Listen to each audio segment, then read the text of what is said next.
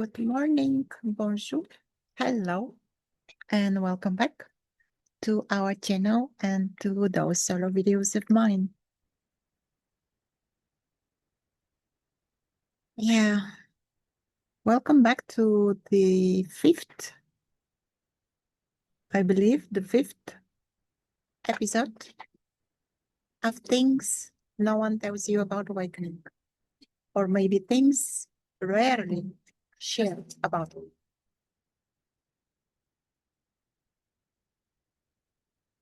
And in this episode, we are going to explore shadow. Isn't that amazing in this beautiful sunny day to explore shadow? And this is how shadow becomes integrated when we put a light there, when we embrace it. If you haven't watched the first 4 episodes, I'm gonna put the links below, and they're all together in one playlist, so you can start watching them from one to this one, or just mixed. Or yeah, thank you for the beautiful feedback I received. Thank you for sharing your experience, either commenting here or privately sending me emails or messages. And yeah, it's touching to see when we open to share vulnerably how this impact not only our experience, but impact someone else's experience as well. And this is like that because we are not separate. Yeah, we are not apart. And integration, deepening, embodiment, the shadow work is a mutual process. And it starts from here, but it reflects everything around us. It can't be any other way. Yeah. So I believe I spoke a little bit about shadow in some previous videos about shadow work. And let's have first a content. What does it mean, a shadow? Yeah, it's a term used, I believe, in psychology from Jung for the first time. I'm not sure. I haven't read a lot about that. I'm just validating this in my own experience. And it's a part of our self, of our experience that for some reason we abandoned. We believed, or we pushed away. We pretend, even not knowing that it is there. But we cannot abandon ourselves, you see. We can think we abandon ourselves, but we cannot truly. And shadow comes whenever we go. And because it's shadow, it's projecting or waving or inviting from the bottom, from within, from the basement, so to speak. And it's called shadow because it is not simply not visible. We are not aware of it. And if you hear the words shadow, shadow work, shadow material, and it sounds to you like a psychology thing or a woo-woo thing or what else, like a story that we are telling ourselves that, oh, there is a shadow and I have to go there and embrace it. And yeah, you can pause that video, you can stop that video and not watch any more like second. You don't have to do that. You see, you don't have to do that.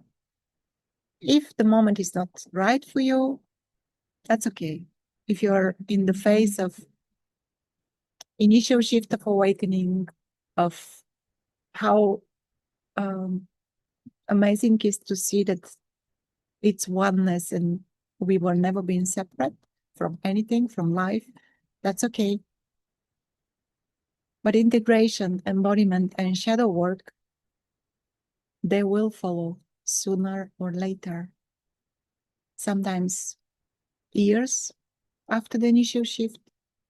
Sometimes less, sometimes lifetimes. Who knows? But if you find yourself drawn by that, if there is a pull, if there is curiosity, then go for it. Yeah. And in these videos, I'm sharing always from experience, always from what I found, like what I realize, what I discover in my own experience. And always there is an invitation for you to look in your experience and to see what it is matches or no. I'm not giving any advice here how to live, how to move, whether you're gonna decide which path to take to awaken or not. Yeah, it's only experience here, nothing else. And keep in mind that it's a content. When I'm working with someone is different, but this here in YouTube videos, these are designed for content only.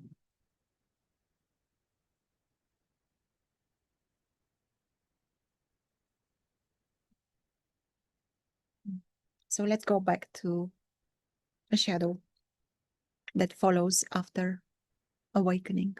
So you see, sometimes there is, most of us, we have this expectation that once I awaken and everything will be yeah, bright and shiny and peaceful and amazing. And that's the part of the truth. It is like that. But there are also many other things that follow. Shadow is one of those things. And if there is a real, unmistakable, unshakable shift of perception, if there isn't any doubt that no one has ever been separate from life, a shadow will follow the shift. Again, inevitably. How to recognize this is happening? Again, for each one is different. In my experience, the shadow start coming up with the periods of, I would say, grief, a sadness, or just being uncomfortable or restlessness. Being uncomfortable with myself, feeling like a prisoner, wanting to move, to disappear, to run. But it was not possible. It is not possible. Shadow comes with a huge emotional waves, tremendous emotional waves. Anger, rage, hatred.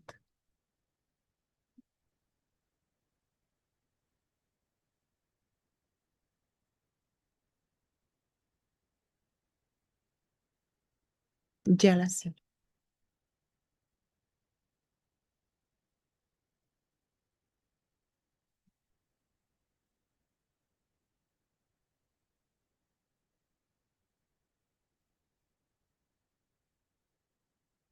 Yeah, it comes with, if you wish, events, people that are gonna remind you that you have also that.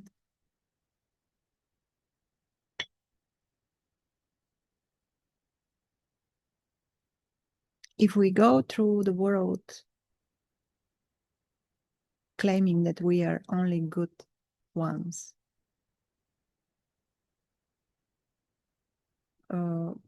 sooner or later the world will point at us that it's not like that. We all have this shadowy part in ourselves. We are the victim and we are the perpetrator, I believe is the word. If not, please correct me. We are the executor and the victim as well, both simultaneously. And if you believe or fear this part the executor part. That's okay. Maybe there is time for you to face it.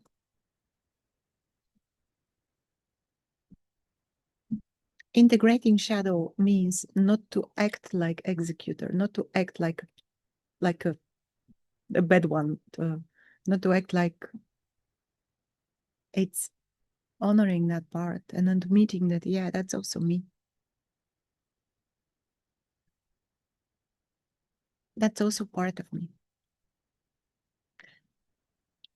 We can recognize shadow playing when there is a huge resistance towards someone else, let's say, behavior in a relation. In relationships, this is really easy to spot. If there is a huge trigger, if someone triggers you a lot, yeah, it's an invitation to notice that this is also in you. The behavior that you hate, it's also here. That you complain about is also here. That means to embrace your shadow work, your shadow part, not shadow work.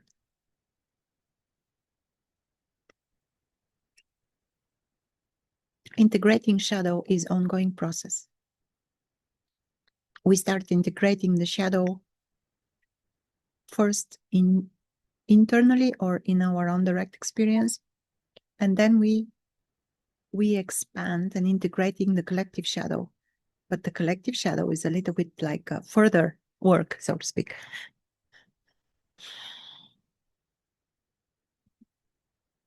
The collective shadow is watching the TV and being upset of what's going on and blaming someone.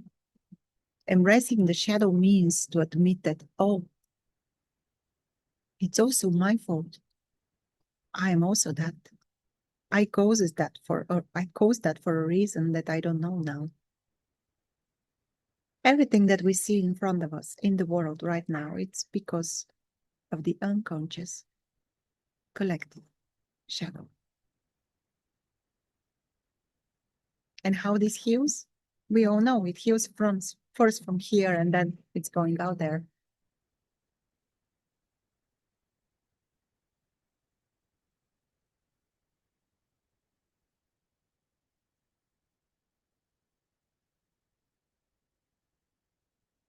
Yeah, shadow is nothing to fear.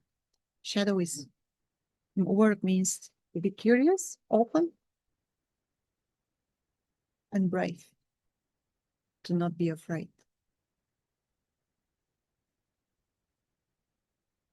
Shadow means to admit that there is a violent part in you as well. There is a bad guy or a bad girl in you as well. It's embracing that. Again, doesn't mean that we have to behave like that, but embracing that, admitting it. Oh, I'm also that.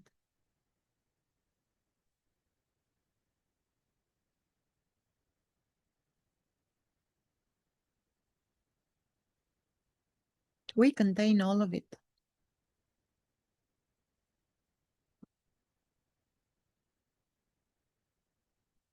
And this is how, when we admit or embrace that, this is how we become whole and more complete, and we expand.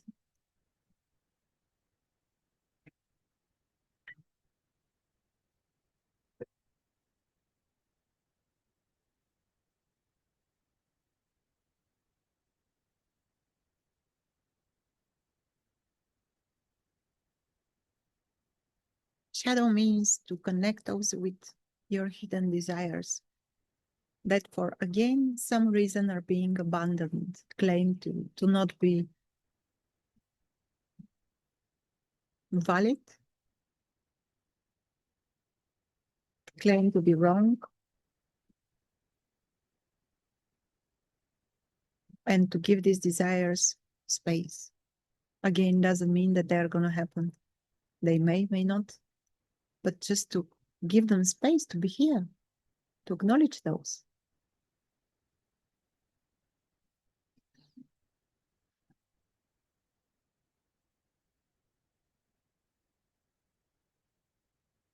Shadow comes to say, hey, I'm also here. Let me in. And when there is nothing left to push the wall or the door, shadow comes in. For one reason only, to be seen, to become whole, to come to wholeness, to not be a shadow anymore.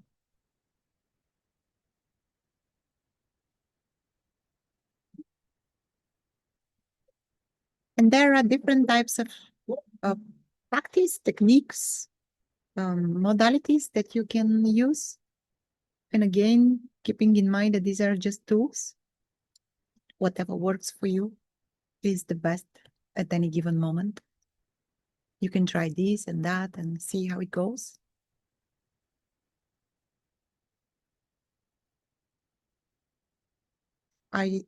Yeah, sometimes I'm just sitting with that. Sometimes I'm doing authentic movement and allowing the energy to move. Sometimes I just cry